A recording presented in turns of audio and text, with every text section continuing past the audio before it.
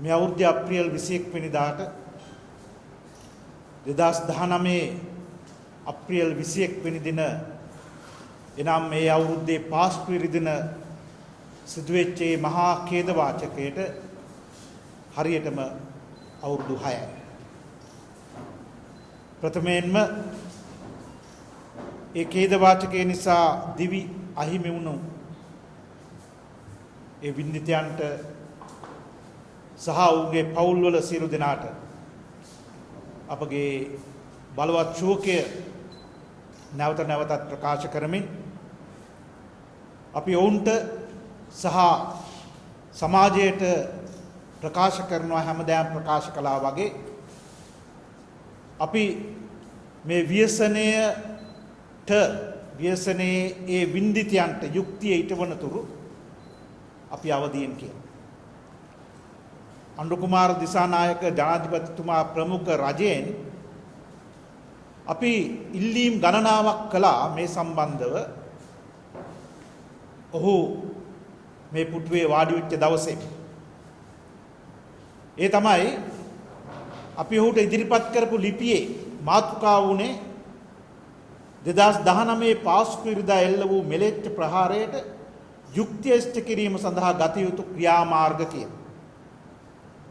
දැන් පළමුවෙන්ම අපි ඉල්ලා සිටියේ සත්‍ය සෙවීමහා පිළිගැනීම සහ විනිවිද භාවය කියන කාරණාව මත. එයින් අපි කියා සිටියේ පළමුවෙන්ම මේ ජනතා මුදලෙන් සිදු කරන ලද විමර්ශන සම්බන්ධව තියෙන ලියකියවිලි ජනතාවට බාර දෙන්න, ජනගත කරන්න. හැබැයි අද වෙනකම් අපිට ඒට සාධනීය පිළිතුරක් නම් ලැබිලා නැහැ. ජනාධිපති විමර්ශන කොමිෂන් සභාවේ එහි තිබ්බ ඒ පොලිස් අනුකාණ්ඩය කට උත්තර ලබාගත්ත 1588 දෙනෙක්. කට උත්තර 1588 දෙනෙක්. එතකොට මේ 1588 දෙනාගේ ගෙන් සාක්ෂි විමසීම සඳහා කැඳවලා තිබ්බේ 457ක් වගේ කණ්ඩායම්. 457ක් වගේ කණ්ඩායම්. එතකොට මේ විමර්ශන වලින් මම හිතන්නේ ජනතාවට දැනගන්නට අවශ්‍ය වෙන කරුණු කාරණා ගණනාවක් ඒ විමර්ශන වල තියෙනවායි කියන එක අපේ විශ්වාසය. දෙවනුව අපි ඉතා ඕනාකමින් ඉල්ලා සිටියා ඔබ කරන්නා වූ ඔබගේ විමර්ශන කණ්ඩායම් කරන්නා වූ විමර්ශන ගැන අඩුම තරමේ මාස දෙකකට සැරයක්වත් ජනතාව දැනුවත් කරන්න. එහෙම නැත්නම් වෙන්නේ මේ ඔක්කොම හරියට අර හංගගෙන ඉන්න කරුණු බවට පත් වෙනවා. විමර්ශන කරාගෙන ඇති සමහර වෙලාවට හැමදේම කියන්න බැරුව ඇති. මොකද ඊට පස්සේ විමර්ශනයේ වෙන අය කලබල වෙයි කියලා. නේ? නමුත් අපි කියන්නේ අඩුම තරමේ ඉඟියක් දීම ඉතාම වැදගත්. එහෙම නොවුනොත් එහෙම මම හිතන්නේ මේ හැම දෙයක් ගැනම ජනතාවට අප්‍රසාදයක් වගේම බලාපොරොත්තු රහිත භාවයක් උදා වෙන්නට පුළුවන්. තුන්වෙනුව අපි ඉතා ඕනෑකමින් ඉල්ලා සිටියා මේ ලියකියවිලි ආරක්ෂා කරන්න. අනුර කුමාර දිසානායක ජනාධිපතිතුමා මේ ළඟදී කිව්වා ආර්ථිකය සම්බන්ධවත් තියෙනවයි කියලා පාරා රාජ්‍යයක් වගේ දෙයක්, ඩීප් ස්ටේට් එකක් නේ. ඩීප් ස්ටේට් එකක් රජය ඇතුලේ තියෙන්නට පුළුවන්. එතකොට මේ ලියකියවිලි ඇහැට මෑට වෙනවයි කියන එක අපිට සැකයක් තියෙනවා වෙන්න පුළුවන් කියලා. ඒ නිසා අපි ඉල්ලා සිටියා කරුණාකර මේ ලියකියවිලි ආරක්ෂා සහිත තැනක තබා ගන්නට, ආරක්ෂා සහිත දෑත්වලට ලබා දෙන්නට උත්සාහ කරා. නමුත් අපි දන්නවා අපි නිරන්තරයෙන්ම කිව්වා මේ සම්බන්ධව විමර්ශනය කළ යුතු අංශ සහ පුද්ගලයන් සම්බන්ධව. අපි ළඟදී තිබ්බ අපේ විමර්ශන කණ්ඩායමකින් අපි ඉදිරිපත් කර කරුණු ගණනාවක අපි කිව්වා විමර්ශනයේ නොවිච්ච පැති. ඒ ගැන අවධානය යොමු කරන්න කියලා අපි ඉල්ලා සිටිනවා. ඒකම අද වෙනකොට අත්අඩංගුවේ පසු වෙන පිල්යාන් සම්බන්ධව නොඑක ආකාරයේ කතා තියෙනවා. දැන් අද වෙනකොට කියනවා පිල්ලියාන් අරගත්තේ පාස්කු ප්‍රහාරය සම්බන්ධයෙන් නෙමෙයි. ඌ අරගත්තේ අර උපකුලපතිතුමාගේ මරණය සහ අතුරුදහන් වීම සම්බන්ධව.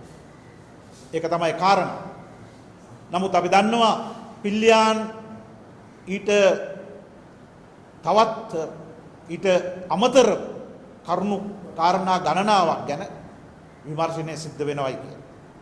එතකොට පිල්ලියාන් ගැන වෙන විමර්ශනවලදී එයා සම්බන්ධව අත්‍යවශ්‍ය කාරණාවක් තමයි Channel 4 නාලිකාවේ ඉදිරිපත් වෙච්ච ඒ අසාද් මෞලානා කියන පුද්ගලයා එක්ක තිබ්බ සාකච්ඡාව ඉදිරිපත් වෙච්ච කරුණ. එතකොට ඒ කරුණවලදී අසාද් මෞලානා ඊටාම පැහැදිලිවම කියනවා සුරේෂ් සලේ සහ පිල්ලියාන්ව සම්බන්ධ කිරීමේ සම්බන්ධීකාරක වැඩේ කළේ ඔහු කියන. ඉතින් මේ තියෙන විමර්ශනය වෙන්න ඕන ස්ථාන මේ තියෙන විමර්ශනය වෙන්න ඕන පුද්ගලයෝ නේ. එතකොට අපි ඉල්ලා සිටිනවා මේ විමර්ශන සාර්ථකව හරි දිශාන්තය කරා රැගෙන යන්නට නම් මේ කරුණු ගැන අවධානය යොමු කරන්න. පිල්ලියාන් ගැන විමර්ශනය කරන්න නම් අනිවාර්යයෙන්ම Channel 4 නාලිකාවේ ඉදිරිපත් වෙච්ච ඒ කරුණු උපයෝග කර ගැනීම ඉතා වැදගත් වෙනවයි කියලා අපි විශ්වාස කරනවා. මොකද එතන තමයි බුද්ධ්‍යංශ භාරව හිටපු සුරේෂ් සලේ මේකට සම්බන්ධ වෙලා තියෙන විදිය ගැන ඔහු ප්‍රකාශ කරන්නේ. ඒ ඔප්පු කරන්නේ. ඔහු ප්‍රකාශයක් කරන්නේ. ඒ තමයි සහරා ජස්මින් සහ අර වවුනතිව් වලදී වෙච්ච විනාශයේ පොලිසිය දෙදෙනෙක්ගේ ඝාතනය සහ ජැකට් එක සම්බන්ධ. මේ ඔක්කොටම බුද්ධ්‍යංශ සම්බන්ධයි කියන කාරණාව නිරන්තරයෙන්ම සම්බන්ධ වෙනවා අනාවරණය වෙනවා. ඉතින් මේ තියෙන්නේ කරුණු වැඩි විස්තර හොයාගෙන ගිහිල්ලා මේ අපි හැම කෙනෙක්ම බලාපොරොත්තු වන මේ ව්‍යසනයේ පිටුපස්සේ තියෙන මහ මොලකරුවන් හොයාගැනීමේ කාර්යභාරයට දායක වෙනවා. එක්තරා වෙදයකින් අද දෙසැම්බර් 2025 අප්‍රේල් මාසේ 21 වෙනි දිනට ආසන්නව තිබෙන මේ මොහොතේදී සමාජ මාධ්‍යයේ සංසරණය වෙන බවට අපට දකින්නට ලැබුණා. ලංකාවේ ආරක්ෂක පර්යේෂණ ආයතනයේ අධ්‍යක්ෂක ජනරාල්වරයා හැටියට කටයුතු කළ අසංග අබේගුණසේකර නැමැති මහත්මයා 2025 අප්‍රේල් මාසේ 18 වෙනි දින යුතුව ලංකාවේ වර්තමාන ජනාධිපති වන අනුර කුමාර දිසානායක මහත්මයාට ලිපියකින් දන්වා සිටිනවා ඔහුගේ රැකියාව ඔහුගේ තනතුර ඔහුට හදිසියේ මාරුවක් ලබා දීම තුළ ඔහුට සැකයක් මතුවෙනවායි කියලා පාස්කු ප්‍රහාරය පිටිපස්ස ඔහු නම් කරනවා පාත්ෆයින්ඩර් පදනම් විසින් යම් කිසි සැක සහිත කාර්යභාරයක් ඉටු කළ බව ඔහු මේ ලිපියෙන් මතු කර පෙන්වා සිටිනවා. අපි මෙච්චර කාලයක් නොඅසපු දෙයක් අපි හරියාකාරව නොදැන සිටි දෙයක්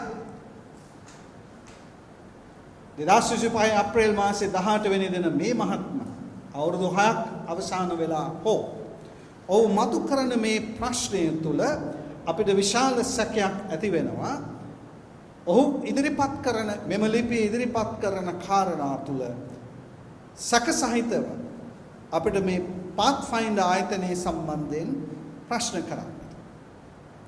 ඔහු කියන ආකාරයට 2019 ජනවාරි මාසේ ආරක්ෂක අමාත්‍යාංශයේ පර්යේෂණ ආයතනයේ අධ්‍යක්ෂ ජනරාල්වරයා හැටියට වනාත විල්ලුවේ හමුවුණු එම ආයුධ සම්බන්ධයෙන් ඔහු විසින් අපරාධයක් සිදු විය හැකි බවට ඔහු විසින් කරනු ලැබූ එම පුරෝකථනය 2019 අප්‍රේල් මාසයේ සිදු වුණු මේ ප්‍රහාරය එවැගේම අප්‍රේල් මාසේ 4 වෙනි දින ඉන්දියා රහස් ඔත්තු සේවයෙන් ඔහුට ලැබුණු ඒ තොරතුරත් සමග සංසන්දනය කරද්දී පාත්ෆයින්ඩර් ආයතනයේ විසින් යම් ප්‍රමාණයකට හෝ පසුතලයේ සිටගෙන කුමන්ත්‍රණකාරී විදියට හසුරුනායි කියන මේ ප්‍රශ්නේ ඒ මහත්මයා මතු කරා.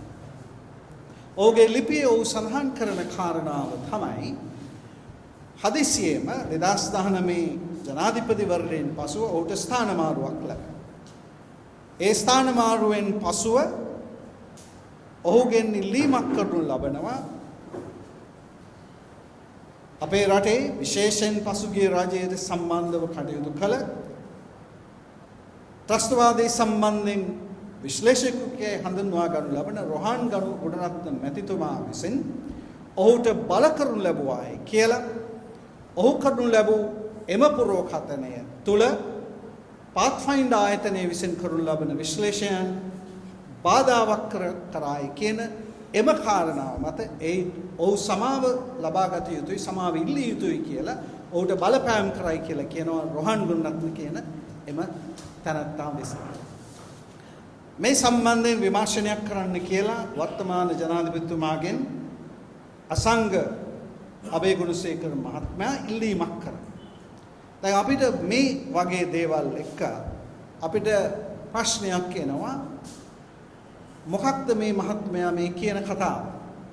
මේක සත්‍යයක් තියෙනවා. ඔහු කියන ආකාරයට පාත්ෆයින්ඩර් ආයතනය විසින් යම් කිසි කුමන්ත්‍රණකාරී වැඩපිළිවෙලක් ඉදිරියට ගෙනාවා. ඔහු සඳහන් කරන මෙම කාරණා තුළ අපිට එක්තරා විදිහක ප්‍රශ්නයක් මතුවෙනවා. ඒ තමයි පාස්කු ප්‍රහාරයේ සම්බන්ධයෙන් චෝදනා ලැබ සිටින සුරේෂ් සලස් මහත්මයා නැවත්තා දැනටත් පාත්ෆයින්ඩර් ආයතනයේ සේවය කරන බවට විවිධ තැන්වල සඳහන් වෙනවා. මේ කාරණා දෙක තුන ගලපද්දී අපිට ප්‍රශ්නයක් මතුවෙනවා. කාලයක් ගිහිල්ලා හරි අවුරුදු 6ක් ගිහිල්ලා හරි මේ පාත්ෆයින්ඩර් ආයතනය මේ පදනම විසින් කරනු ලබන ක්‍රියාකාරකම් සම්බන්ධයෙන් පරීක්ෂණ ආරම්භ කළ යුතු නැද්ද? පාත්ෆයින්ඩර් ආයතනයේ වර්තමානයේ මුළු මේ පාස්කු ප්‍රහාරය සම්බන්ධයෙන් අපකරන හඬ ගැසීම් නැගීම් වලදී චෝදනාවට ලක් වෙන සුරේෂ් සලේ මහත්මයාව එම ආයතනයේ විසින් රැකියාවක් ලබා දී ඔහුට යම් කිසි විදියක දායකත්වයක් දෙනවා නම් ඒට හේතුව මොකක්ද? පිරිසිදු ආයතනයක් නම් ප්‍රසිද්ධියේ චෝදනා ලබනු ලබන සුරේෂ් සලේ වැනි අයව තමුන්ගේ ආයතනයට බද්ධ කර ගැනීම තුළ ඔවුන් අතීතයේ කළ දේ වර්තමානයේදී ඔවුන් විසින් යම් ප්‍රමාණයකට ඉදිරියට ගෙන යනවාද කියන සැකය මතුවෙනවා.